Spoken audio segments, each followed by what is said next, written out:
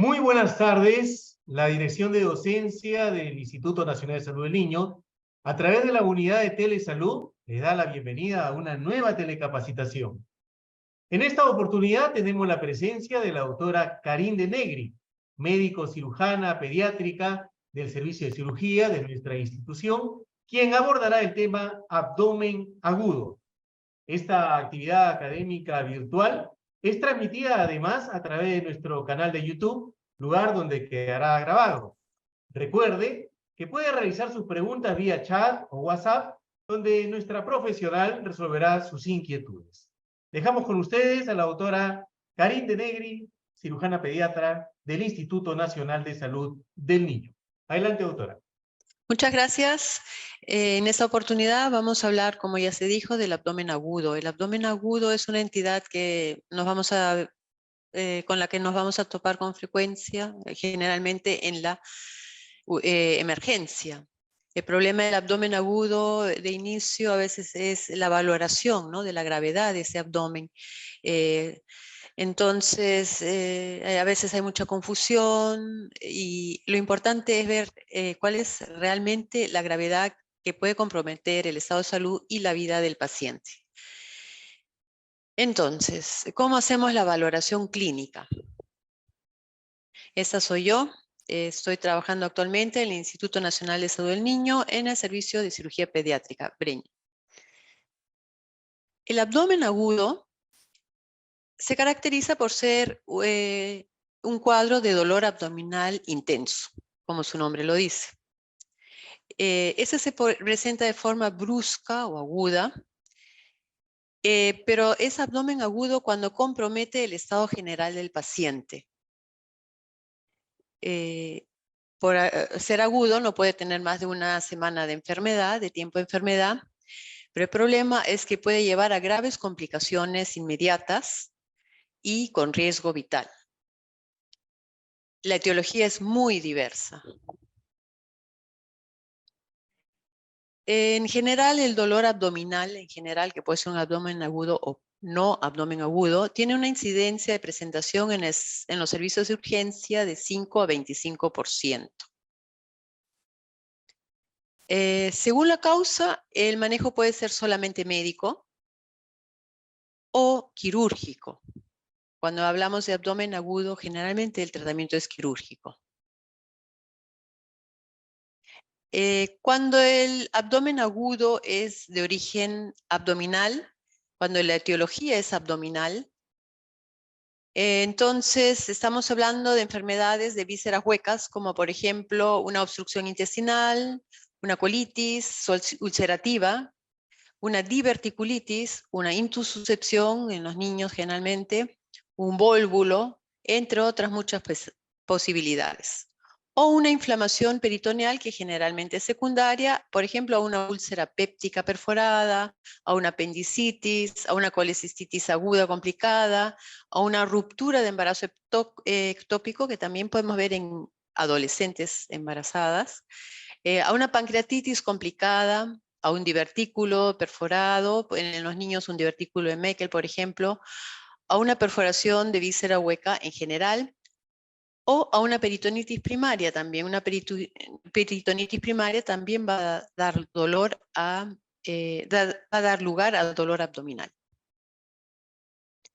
Una enfermedad vascular también nos puede causar un abdomen agudo, cuando tenemos una isquemia mesentérica que no solo se da en los pacientes de la tercera edad, mayores, por obstrucción, ¿no?, de las arterias, sino también se puede dar en la edad pediátrica. Puede haber oclusión de la arteria mesentérica y en los adultos, esto sí se da más en los adultos, de la aorta abdominal. También puede haber dolor abdominal agudo por tensión de las estructuras de sostén. Generalmente cuando hay una torsión del órgano que está siendo sostenido, entonces al ser tensionadas esas estructuras de sostén va a haber un dolor. Por ejemplo, el vaso que tiene 5 ligamentos que lo sostienen, el estómago, o cuando tenemos bridas o adherencias posoperatorias, o cuando tenemos torsión del omento, o sea, del epiplo. También puede haber torsión a causa de un quiste de ovario, O sea, el quiste crece y da lugar a que haya una torsión de todo el pedículo. Vamos a pasar a otro tema, que es cómo relaciono yo la ubicación del dolor en el abdomen con el órgano que posiblemente sea el causante de este abdomen agudo. Cuando tengo un dolor en epigastrio, el órgano comprometido puede ser el estómago, el duodeno, las vías biliares, el páncreas o el vaso. La irrigación de estos órganos es por el tronco celíaco y sus ramas. Cuando hay un dolor en mesogastrio, comprometidos estarán el intestino delgado o el colon derecho, incluyendo el apéndice, o sea, el yeyuno, el ilion, el apéndice secal y todo el colon derecho. ¿Quién irriga todas estas estructuras? La arteria mesentérica superior. Y si tengo un dolor en hipogastrio, en cuanto a órganos digestivos, el comprometido será el colon izquierdo, el cual está irrigado por la arteria mesentérica inferior. En hipogastrio tenemos además todos los órganos de la reproducción en el sexo femenino, ¿no? Aquí tenemos para visualizar, tenemos el estómago, el vaso, por aquí anda el páncreas, la vía biliar y la vesícula, el duodeno, todos ellos irrigados por ramas del tronco celíaco que nos van a dar un dolor en epigastrio.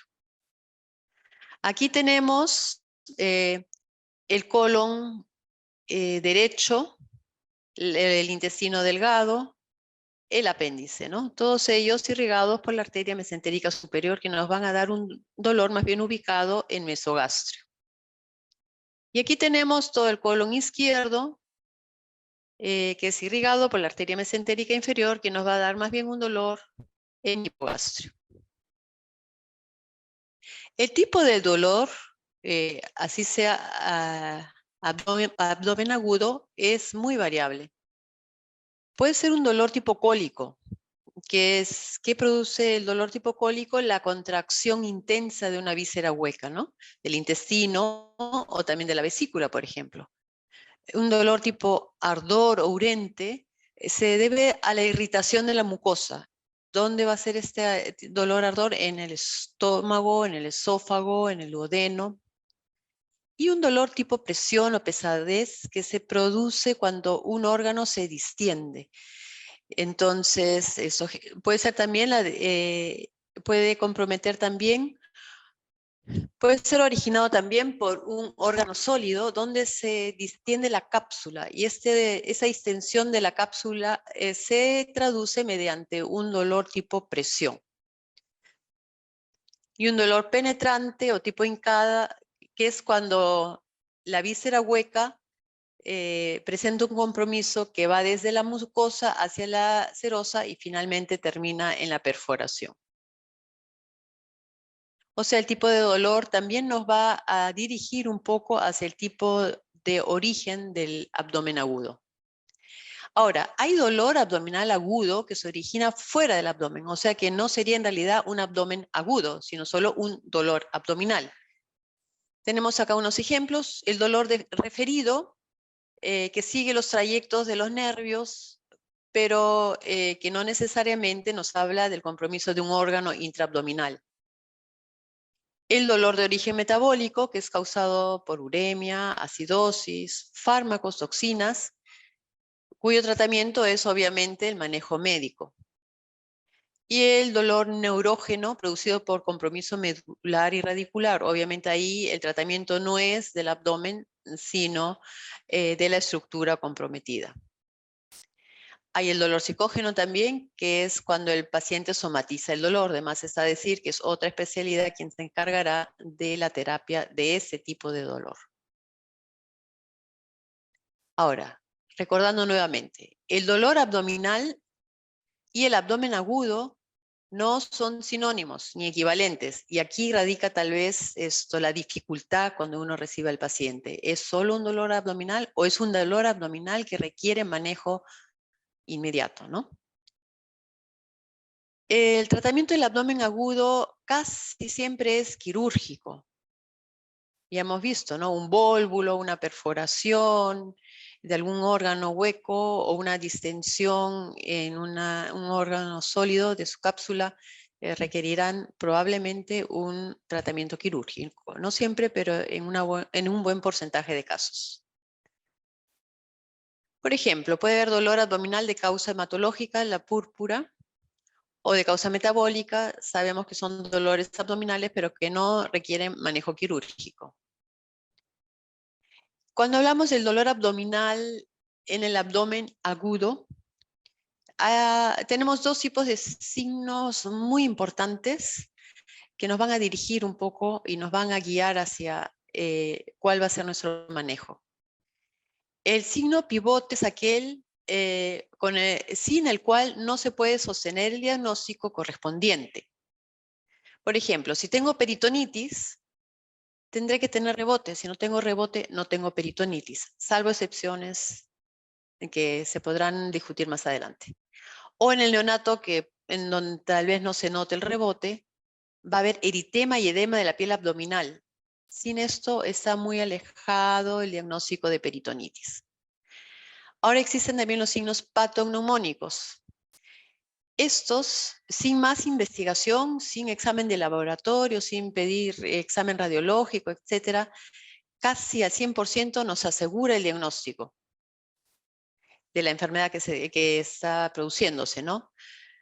Pero, por ejemplo, McBurney es típico de apendicitis. En realidad, en teoría no necesitaría más estos exámenes, pero siempre uno tiene que documentar su hallazgo, ¿no? El Murphy, que nos habla de patología de vesícula, la quimosis periumbilical, que nos habla de patología pancreática, la puña percusión positiva, que nos habla de problema renal, ¿no? El problema del signo patognomónico es que no siempre está presente, o sea, si está ausente yo no puedo descartar al 100% todas estas etiologías. A ver, algunos signos patognomónicos hay un sinnúmero, para apéndice nomás hay más de 10, ¿no? Murphy es típico para colecistitis, ese dolor a la presión profunda en el hipocondrio derecho. El Cullen, el Gray Turner y el Fox son todos signos de pancreatitis. Y tenemos, como ya dijimos, el Rovsing, McBurney, hay una serie de signos que son patognomónicos de la apendicitis. Aquí, ¿por qué este signo de Cullen es patognomónico para pancreatitis? Acá tenemos el páncreas, que está detrás del epíplomo menor, o sea que el páncreas, sobre todo la parte de la cabeza, está en relación al epíplomo menor. Cuando hay acá un problema pancreático de liberación de jugos pancreáticos, va a haber aquí también esto se va, en la colección se va a comunicar con ese epíplomo menor. El epíplomo menor está en estrecha relación con el ligamento redondo. Y el ligamento redondo finalmente termina en el ombligo. Entonces, todo esto que se produce detrás del páncreas, la extravasación de estos líquidos, la hemorragia, va a tener este recorrido y finalmente se va a hacer patente a nuestra vista en el ombligo. Ese es un signo patognomónico. Es un ejemplo. Pasando a otro tema, hay diferentes tipos de dolor por su fisiopatología. Tenemos el dolor visceral, cuyo carácter es poco definido, está mal localizado. Cuando es medial, nos habla del, o sea, el centro del abdomen, nos habla del compromiso de vísceras peritoneales. Y cuando es lateral, ya tenemos que pensar en compromiso de vísceras retroperitoneales. Está el dolor somático, es aquel dolor que sigue el trayecto de las fibras cerebroespinales entre D6 y L1 y se extienden por el peritoneo parietal y la raíz del mesenterio. Y está el dolor agudo bien localizado que se ubica en relación a la víscera afectada. Entonces tenemos que saber valorar esos dolores para orientar nuestro diagnóstico. Este dolor agudo localizado se agrava con el movimiento y se acompaña de contractura muscular. O sea, una manera de aliviar un poco al paciente es darle algo para disminuir la contractura muscular. Está el dolor referido, que se produce por compromiso de ramas nerviosas descendentes de C3 y C4. Estos son todos estos dolores abdominales que no tienen su origen en el abdomen, como ya hemos visto que existen, e inervan la superficie peritoneal y el diafragma, ¿no? Ejemplos es el dolor en el ángulo superior de la escápula derecha en el cuadro de colecistitis aguda. Eso es al revés, es cuando el dolor es en abdomen y se siente en otra parte del organismo que no es el abdomen, ¿no? Eso hay que conocer este tipo de dolor también. El dolor a nivel interescapular nos está hablando de una pancreatitis.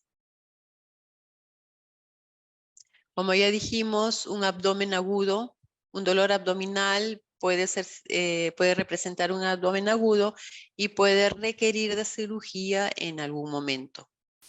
La colicitis aguda, por ejemplo, generalmente si es aguda se le da primero tratamiento, pero posteriormente hay que operarlo. En la diverticulitis aguda lo mismo. En la diverticulitis de Meckel, que es característica del niño en realidad. En el embarazo ectópico roto, el tratamiento es quirúrgico. En la enfermedad de Crohn complicada, si hay perforación, generalmente el tratamiento también es quirúrgico. En el hemoperitoneo de diversas causas, generalmente el tratamiento es quirúrgico, y en las infecciones ginecológicas, cuando hay colección, el tratamiento también es quirúrgico. Igualmente, cuando hay isquemia mesentérica, habrá necrosis de asas intestinales y el tratamiento será quirúrgico. El megacolon tóxico inicialmente requiere de tratamiento médico, pero puede requerir también de manejo quirúrgico. La obstrucción intestinal mecánica requiere de una resolución quirúrgica, de todas maneras. La pancreatitis aguda, cuando es necrohemorrágica y se extiende más allá de sus confines, probablemente sea quirúrgica, cuando ya hay tejido necrótico, ¿no? Cuando hay perforación de intestino delgado grueso, el tratamiento será quirúrgico. Cuando hay perforación de úlcera gastroduodenal, generalmente también se va a requerir de manejo quirúrgico. Bueno, ni hablar de rotura del aneurisma, ¿no? Rotura de tumores en peritoneo, es probable que necesiten también manejo quirúrgico. Y cuando hay torsión o rotura de un quiste de ovario, va a haber que entrar, sobre todo si hay torsión, porque esto causa una isquemia ya del ovario. O sea, el quiste es el que ocasiona la rotación, pero esta isquemia que el quiste causa va a dar lugar a una isquemia del ovario secundario. Ya, ahora, ¿cómo sé yo que tengo que entrar de todas maneras y que no puedo esperar más, ¿no? Tengo que estabilizar al paciente y de ahí tengo que entrar a hacer una laparotomía o laparotomía, para buscar la causa si es que no la he encontrado todavía. Cuando tengo aire libre intraperitoneal que ha aparecido así agudamente, es que estoy hablando de una perforación de víscera hueca. Ahí nos va a ayudar mucho el examen por imágenes. Cuando tengo sangre libre intraperitoneal, ahí me va a ayudar la ecografía o una paracentesis. También tengo que pensar que algún órgano está sangrando y tengo que entrar, sobre todo si hago controles hematológicos y veo que el hematocrito está bajando en 2, 3 exámenes seguidos. Cuando hay obstrucción del tubo digestivo, esta es una obstrucción mecánica, eso se va a ver por imágenes, por dilatación de la víscera hueca. Entonces, si es una obstrucción mecánica, la solución va a tener que ser cirugía. Cuando hay una peritonitis generalizada, el tratamiento puede ser clínico, como ya hemos visto, porque puede haber peritonitis primarias, o puede ser quirúrgico cuando es secundaria a una lesión de una víscera intraabdominal. Cuando es postraumática, es importante la anamnesis y la clínica, el seguimiento, generalmente mediante ecografía y mediante hematocritos seriados, idealmente cada 4 horas o por lo menos cada 6 u 8 horas, para ver cómo es la evolución. Cuando hay una ruptura de aneurisma abdominal, de la aorta abdominal, obviamente el tratamiento es quirúrgico, ¿no? A ver, ¿qué abdómenes agudos no requieren cirugía? Un cólico renal, cuando está pasando un cálculo a través del uréter, eso es muy doloroso, pero al final se va a expulsar y con eso el cuadro habrá remitido. También nos da un dolor abdominal inespecífico, ¿no? Gastroenterocolitis obviamente no es quirúrgico. A veces hay cetoacidosis diabética que nos da dolor abdominal, no es quirúrgico el tratamiento. En algunos casos de hipotiroidismo que nos da un cuadro de pseudoobstrucción intestinal, ahí es muy importante el diagnóstico diferencial. Obviamente el tratamiento no es quirúrgico. Una cistitis aguda es tratamiento médico. Una distensión hepática de la cápsula de Gleason postraumática, por ejemplo, si es que la cápsula de Gleason no se ha roto y el sangrado no progresa, el tratamiento es observación. Cuando tengo un hígado cardíaco, o sea, una congestión por insuficiencia cardíaca, una congestión venosa en el hígado, el tratamiento obviamente es por parte de los cardiólogos. Cuando tengo un hematoma hepático, que es lo que hemos mencionado arriba, es observación a menos que el hematoma sea tan grande y descompense tanto al paciente que requiera una resolución pronta. La hepatitis viral o medicamentosa o el infarto hepático nos puede dar también dolor muy intenso abdominal, pero si es una hepatitis viral, obviamente el tratamiento no va a ser quirúrgico, al menos no en ese momento. Si es una hepatitis fulminante, es posible que el paciente requiera trasplante, pero eso va a ser ya más adelante y de manera muy reglada. Cuando tengo un escroto agudo, el dolor se refleja hacia abdomen. Entonces, generalmente el tratamiento es médico, si es infeccioso, pero ojo, cuando tengo una torsión testicular, esto es una emergencia, ya por otra especialidad que es la urología. Un hematoma del músculo recto no requiere cirugía.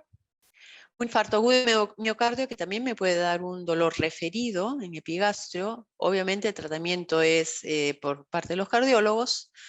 Una intoxicación digitálica igual. Una neumonía o una pleuritis basal que también me puede dar un dolor abdominal referido. El tratamiento obviamente es de la neumonía o de la pleuritis. Una pielonefritis aguda es también tratamiento médico. Una púrpura es tratamiento por el hematólogo y todas las enfermedades reumáticas por el reumatólogo. Una retención urinaria requerirá de la evacuación. Esto da dolor en hipogastrio, ¿no? Un dolor muy intenso, y si el paciente no se sabe manifestar, a veces esto nos puede llevar a alguna equivocación, pero siempre por eso es importante el examen clínico, ver si hay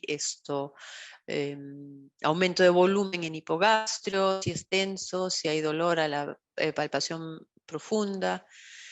Si hay una úlcera gastroduodenal no complicada, primero es observar, ¿no? Si está complicada, ya seguramente se requerirá cirugía. Y cuando hay uremia, el tratamiento obviamente es médico. A ver, ¿qué tipos de abdomen agudo tenemos en pediatría? Lo más frecuente en los niños obviamente es la apendicitis. Tenemos en los niños más pequeños generalmente la invaginación intestinal, luego generalmente de una infección viral, ¿no? Tenemos la obstrucción intestinal por bridas y adherencias en los posoperados. Así como tenemos la apendicitis aguda, podemos tener una diverticulitis de Meckel. Podemos tener una úlcera gástrica o duodenal perforada. Bueno, en cuanto a los accidentes, podemos tener una herida penetrante de víscera hueca o sólida. Podemos tener también volvo en los niños, sobre todo los que tienen malrotación intestinal, cuando se trata de niños. Y podemos tener una hernia inguinal encarcerada que causa una obstrucción. Entonces tenemos una obstrucción intestinal que requerirá también de manejo quirúrgico. En niñas adolescentes que también pueden estar embarazadas, puede producirse el embarazo ectópico roto. En niños también puede haber pancreatitis necrohemorrágica. que si la necrosis es muy extensa va a requerir de cirugía y drenaje. En niñas ya muy pequeñas también puede haber torsión de quiste de ovario. Los quistes de ovario también se producen en la edad pediátrica. Un ente muy poco conocido y raro en realidad, pero que causa un dolor abdominal agudo es la torsión del apéndice epiploico, el apéndice epiploico del colon. Generalmente entramos con el diagnóstico de apendicitis y nos encontramos que fue un apéndice epiploico. Actualmente, con los exámenes de imagenología más avanzados, se puede llegar al diagnóstico preoperatorio, ¿no? Torsión del epiplon también se puede dar, eso sí va a requerir cirugía. Las atresias intestinales en los recién nacidos también requieren de cirugía. El megacolon agangliónico, cuando llega a niveles muy avanzados, va a requerir cirugía de derivación. Los tumores obstructivos van a requerir de cirugía y la necrosis en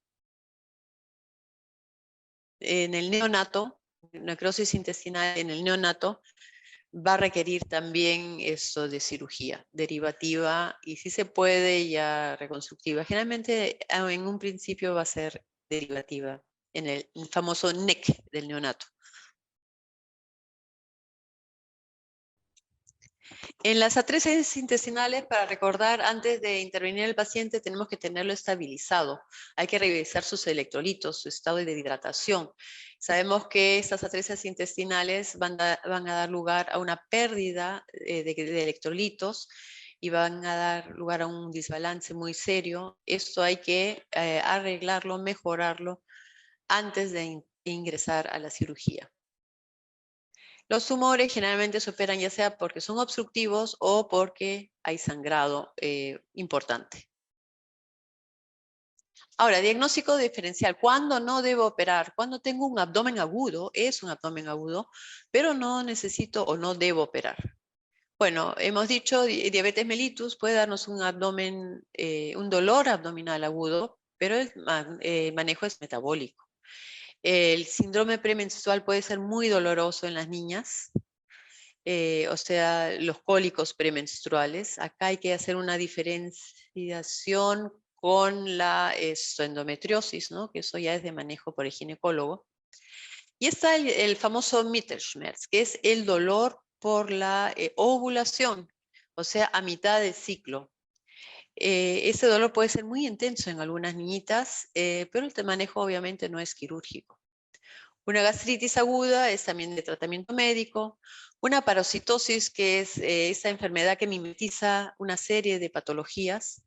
Obviamente el tratamiento es médico, ¿no? Pero puede dar dolores abdominales muy intensos.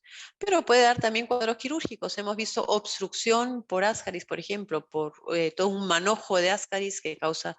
En esos casos sí sería quirúrgico, pero en general las parasitosis tienen tratamiento médico. Las intoxicaciones pueden dar dolor abdominal, requieren manejo médico. La porfiria es por manejo médico y las enfermedades reumáticas como el lupus eritematoso requieren manejo médico.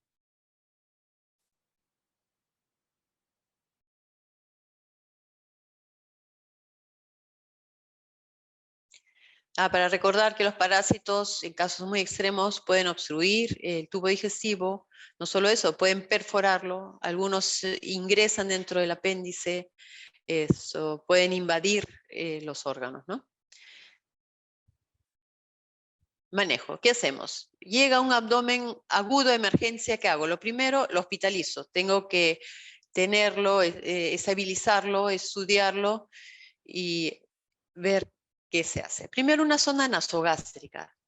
Eso me va a servir para varias cosas. Primero, examino el contenido gástrico, veo si hay hemorragia digestiva alta, veo si a veces hay estasis gástrica, por ejemplo, postraumática o por medicamentos. Entonces, si hay estasis va a haber acúmulo de líquidos y sobre todo para lo que me ayuda la zona nasogástrica es evitar que el paciente se aspire y haga una neumonía por aspiración que en algunos casos llega a ser mortal. Y me ayuda a evaluar si tengo una obstrucción intestinal. Si tengo líquido intestinal por sonda nasogástrica, sé que la obstrucción está en el intestino. Colocar una sonda vesical ya para medir la diuresis y ver el estado general del paciente antes de que entre en shock. Un cateterismo venoso siempre es importante para requerir los líquidos que el paciente está perdiendo, ya sea por sonda nasogástrica, por ejemplo, por vómitos. Y para la medicación de algunos medicamentos que pueden ser lesivos para las venas periféricas, si necesito inotrópicos, por ejemplo. Y me ayuda también para medir la presión venosa central en caso de que el paciente venga en estado de pre-shock, ¿no? O shock. Como dijimos, para administrar fluidos, para hidratar al paciente, si requiere alguna transfusión porque está sangrando, tengo una buena vía. Generalmente lo aconsejable es iniciar, si no tengo un diagnóstico, una antibioterapia de amplio espectro. Lo indicado sería primero tomar una muestra de sangre si tengo alguna duda de que haya una infección y para que vaya esto a hemocultivo para tener un resultado fidedigno a la hora de requerirlo, ¿no? Y luego iniciar los antibióticos. Es importante el control seriado del examen físico del abdomen porque muchas patologías son evolutivas, muchas patologías de abdomen agudo. Un caso muy claro es el de la apendicitis, que el dolor primero es epigastro, mesogastrio, y poco a poco se va ubicando en fosa ilíaca derecha. Si yo hago un examen seriado y veo la evolución de ese dolor, ya mi diagnóstico prácticamente está hecho. Lo ideal que dicen algunos que debe ser un mismo equipo quirúrgico, yo diría que debe ser gente que trabaje con los mismos criterios, ¿no? Para ver la evolución del cuadro y entonces saber más o menos de qué cuadro se está tratando. Por ejemplo, en el caso de la apendicitis. Hay que hacer control seriado de las funciones vitales, sobre todo porque el paciente se puede chocar, sobre todo cuando tiene trauma, en que no sabemos si el sangrado se va a autolimitar o va a extenderse y va a llevar al paciente a shock. Entonces, lo primero es compensar al paciente, ver su estado metabólico y de ahí pensar en los exámenes auxiliares que me van a ayudar al diagnóstico. Primero, hemoglobina, hematocrito, glucosa, urea, creatinina para descartar cualquier problema metabólico y un examen completo de orina si ha habido un antecedente traumático, a ver si no se nos está pasando una patología retroperitoneal, un trauma retroperitoneal. Luego vendrán las imágenes, la ecografía es la más cómoda porque yo puedo llevar el ecógrafo hacia donde está el paciente. Nos va a hablar si hay, sobre todo de si hay colecciones, ¿no? Colecciones de sangre o de lo que sea, de orina, postraumáticas. Y según eso, será la laparotomía. A veces entraré sin un diagnóstico definido, pero si el paciente sigue deteriorándose a pesar de todas estas medidas, tengo que entrar a ver qué está pasando, ¿no? Si hay un sangrado y yo no sé no sé de dónde viene, no sé, no se autolimita, o sabiendo aún de dónde viene, tendré que darle una solución. Como hemos dicho, la ecografía nos ayuda a ver si hay incremento de líquido, y cuando hay un trauma es importante ver cómo va evolucionando ese hematocrito, si llega a estabilizarse o si no. Es un consenso en realidad, si en 3 hematocritos seriados sigue bajando, en realidad ya está dada la indicación de una laparotomía exploradora. Bueno, siempre hay que tener en cuenta un tiempo prudencial en el manejo del paciente, ¿no? Primero es estabilizarlo. No entrar a locas y a tontas a operarlo tampoco. Tiene que ser un paciente estable en el que yo pueda predecir que después de la cirugía él va a mejorar. A veces, según la causa subyacente, uno no llega a estabilizarlo y ve que el paciente se sigue deteriorando. Entonces sí tengo que actuar rápidamente si tengo una idea de que hay un sangrado, una pérdida, una ruptura de víscera. Tengo que entrar rápidamente antes de que el paciente se siga deteriorando y tendré que apurar todos los pasos para darle la solución rápida a el problema que tiene, ¿no? Por ejemplo, en los traumas abdominales severos. Paralelamente, mientras hago todo esto de estabilizar al paciente, de pedirle sus exámenes urgentes de hematocrito, hemograma, glucosa, urea, creatinina, paralelamente, como somos tantos a veces en la emergencia, hay que ir haciendo la anamnesis, el examen físico ya adecuados, completos. La anamnesis, preguntarle a los familiares qué es lo que ha pasado para tener una idea acerca del diagnóstico probable. Hacer otros exámenes auxiliares que nos ayuden al diagnóstico, que ratifiquen nuestra impresión diagnóstica clínica o, bueno, también la desechen, ¿no? Entonces hay que hacer la historia clínica, el examen físico dirigido, primero dirigidos, ¿no? Y luego ir complementando a un examen completo. Los exámenes del laboratorio, otros que nos puedan ayudar al diagnóstico, otras imágenes, una tomografía si el estado del paciente lo permite. Entonces, si tengo un niño que viene por abdomen agudo a la emergencia, le pido primero un hemograma completo, me fijo sobre todo en el hematocrito, la bioquímica sanguínea, a ver si no tiene un problema metabólico severo, o le pido gases arteriales, ¿no? Si es que ella está en shock o pre-shock. Un examen completo de orina me va a ayudar a descartar un problema de retroperitoneo, o sea, de riñones. Imágenes, siempre abdomen agudo de pie y de cúbito dorsal. A veces el examen de pie no se puede hacer, entonces hago la radiografía tangencial, sobre todo para descartar un neumoperitoneo. La radiografía de tórax es importante también y nos va a ayudar mucho la ecografía de abdomen o de tórax también para ver si hay colecciones, ¿no? Derrames pleurales. Si se puede, se toma la tomografía que nos va a dar más información, porque sabemos que la ecografía está limitada por la presencia de gases, ¿no? Hay muchas estructuras que no se van a poder ver cuando hay demasiados gases. Entonces, según nuestro diagnóstico, nuestras opciones van a ser operar de inmediato si el paciente se sigue deteriorando, o esperar para luego determinar una conducta adecuada, ¿no? De repente el tratamiento, manejo médico es suficiente y la observación, el reposo, o de repente, si no es en ese momento, más adelante va a requerir una cirugía. O de repente no voy a requerir operar de ninguna manera, o en ese momento la cirugía está contraindicada porque el paciente está muy inestable. Siempre hay que ver el beneficio del paciente. Bueno, muchas gracias. Si hay alguna pregunta. Doctora De Negri, como siempre, usted excelente en su exposición, más aún en este mundo académico virtual, donde permite cultivar aún más los conocimientos tanto de profesionales de la salud, técnicos de la salud y comunidad en general. Doctora, tenemos dos preguntas que han llegado a través de nuestro WhatsApp. ¿Cuándo considerar operar un cuadro de abdomen agudo?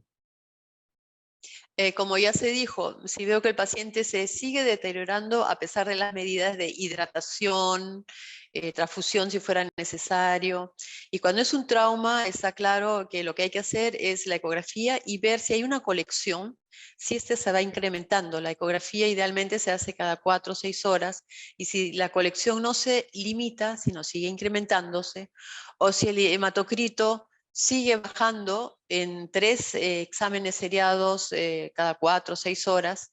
Eso nos dice que esta hemorragia no se autolimita y debo ingresar. Otra cosa es el deterioro del estado general del paciente, ¿no? Esto nos obliga a actuar un poco antes de lo programado. Ricardo está preguntando a través de nuestro chat, y la pregunta es la siguiente. Intervalo de tiempo del inicio de dolor abdominal para evidenciar leucocitos en cuadro de apendicitis.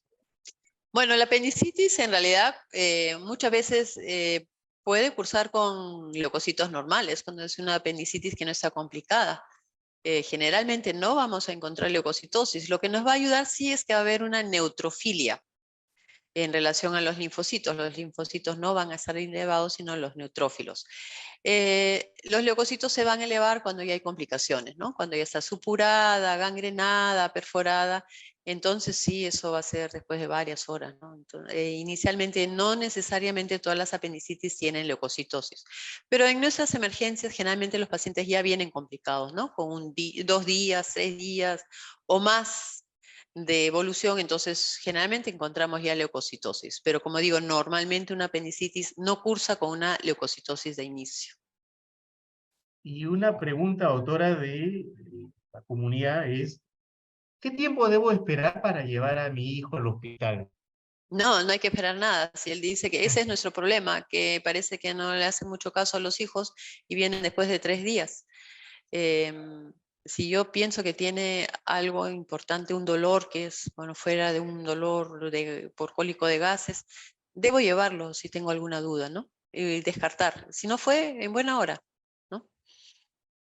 Bien, doctora, ha sido alguna de las preguntas que han llegado a través del chat, a través del WhatsApp, ¿no? La Dirección de Docencia del Instituto Nacional de Salud del Niño, a través de Telesalud, agradece la participación pues, de la doctora Karin de Negri, cirujana pediatra del Servicio de Cirugía, quien expuso hoy sobre abdomen agudo, esperando haya despejado alguna duda sobre este tema y ello sirva sobre todo para el mejor manejo asistencial de los niños y adolescentes que merecen siempre una atención de calidad. Muchísimas gracias, doctora de Negri. ¿Algunas palabras que usted quiera Muchas gracias presentar? por la oportunidad y aquí estamos para servirlos en cuanto tengan alguna duda.